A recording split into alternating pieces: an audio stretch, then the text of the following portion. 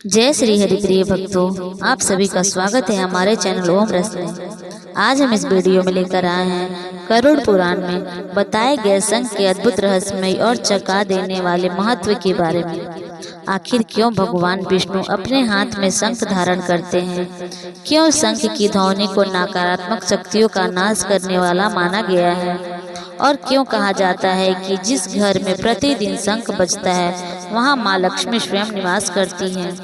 आज की इस विशेष कथा में हम जानेंगे शंख से जुड़े वे दिव्य रहस्य जिन्हें सुनकर आप भी हैरान रह जाएंगे। सनातन धर्म में शंख को केवल पूजा का पात्र नहीं माना गया, बल्कि इसे भगवान विष्णु का दिव्य आयुध और शुभता का प्रतीक कहा गया है। गरुड़ पुराण में शंख के महत्व को अत्यंत रहस्यमय और चमत्कारी बताया गया है। कहा जाता है कि जहाँ शंख की ध्वनि गूंजती है वहाँ नकारात्मक शक्तियाँ, अशुभ ऊर्जा और दरिद्रता अधिक समय तक टिक नहीं पाती। यही कारण है कि प्राचीन समय से मंदिरों, यज्ञों और घरों में शंख बजाने की परंपरा चली आ रही है। गरुड़ पुराण के अनुसार समुद्र मंथन के समय जो 14 रत्न निकले थे उनमें से दिव्य शंख भी शामिल था। यह केवल एक वस्तु नहीं बल्कि स्वयं मां लक्ष्मी और भगवान विष्णु की कृपा का प्रतीक माना गया है। भगवान विष्णु के हाथ में सुशोभित 5 जन्य शंख इस बात का संकेत है कि शंख धर्म, विजय और दिव्यता का प्रतीक है। कहा जाता है कि जब भगवान विष्णु शंख धारण करते हैं तो उसकी ध्वनि पूरे ब्रह्मांड में धर्म की रक्षा का संदेश देती है। गरुड़ पुराण में एक अत्यंत चौंकाने वाली बात कही गई है कि शंख की ध्वनि वातावरण को शुद्ध करने की क्षमता रखती है। मान्यता है कि इसकी कंपन शक्ति नकारात्मक ऊर्जा को नष्ट करती है। पुराने समय में जब किसी घर में लगातार कलह, बीमारी या अशांति रहती थी तो विद्वान लोग वहां नियमित रूप से शंख बजाने की सलाह देते थे। ऐसा माना जाता था कि शंख की ध्वनि से घर के भीतर की रुकी हुई नकारात्मक तरंगे समाप्त हो जाती हैं और सकारात्मक ऊर्जा का प्रभाव बढ़ता है। धर्म ग्रंथ में यह भी कहा गया है कि जहां प्रतिदिन शंख बजता है वहां देवी लक्ष्मी का वास होता है। यही कारण है कि पूजा समाप्त होने के बाद शंख अवश्य बजाया जाता है। मान्यता है कि शंख की ध्वनि सुनकर देवी देवता प्रसन्न होते हैं और घर में सुख समृद्धि आती है। गरुड़ पुराण में तो यहाँ तक कहा गया है कि जिस घर में शंख नहीं बजता वहाँ धीरे धीरे आध्यात्मिक ऊर्जा कमजोर होने लगती है। एक रहस्य यह भी बताया गया है कि शंख जल का महत्व अत्यंत अद्वितीय होता है। पूजा के समय शंख में जल भरकर भगवान को अर्पित किया जाता है। माना जाता है कि शंख में रखा जल पवित्र और ऊर्जावान बन जाता है। उस जल को घर में छिड़कने से नकारात्मक शक्तियाँ दूर होती है। कई लोग इसे केवल आस्था मानते हैं, लेकिन प्राचीन ऋषियों का विश्वास था कि शंख अतिरिक्त संरचना जल को विशेष ऊर्जा प्रदान करती है। गरुड़ पुराण में मृत्यु और परलोक से जुड़े रहस्यों का भी वर्णन है। उसमें कहा गया है कि शंख की ध्वनि व्यक्ति के मन से भय को दूर करती है और आत्मा को सकारात्मक ऊर्जा प्रदान करती है।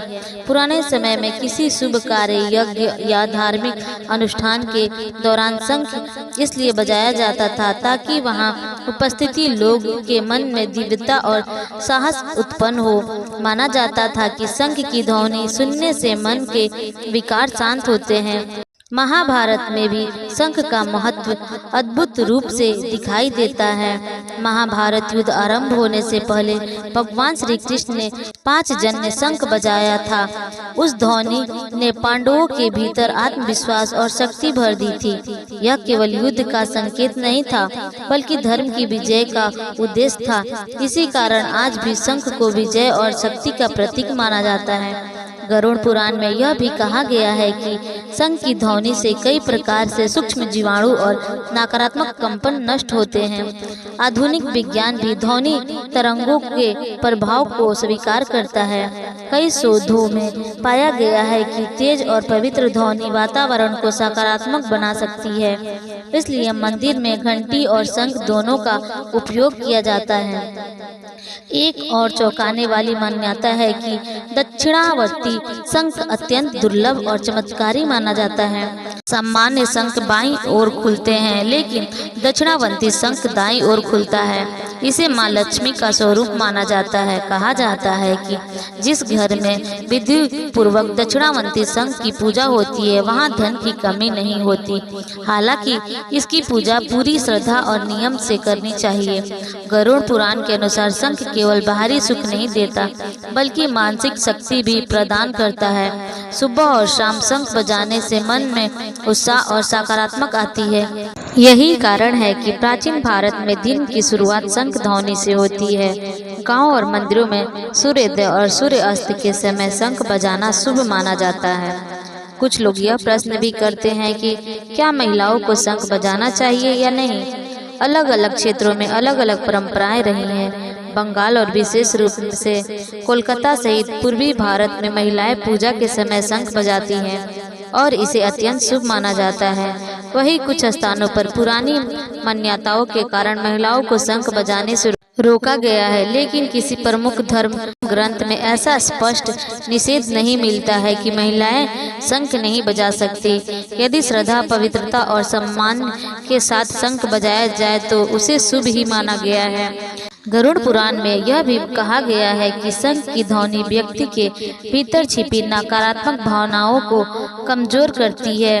क्रोध, भय, चिंता और निराशा जैसी भावनाओं पर इसका सकारात्मक प्रभाव पड़ता है। इसलिए कई संत और महात्मा ध्यान तथा पूजा के समय शंख ध्वनि का उपयोग करते हैं। एक रहस्य यह भी माना जाता है कि शंख समुद्र से उत्पन्न होने के कारण उसमें जल तत्व की विशेष शक्ति होती है। हिंदू धर्म में जल को पवित्रता और जीवन का आधार माना गया।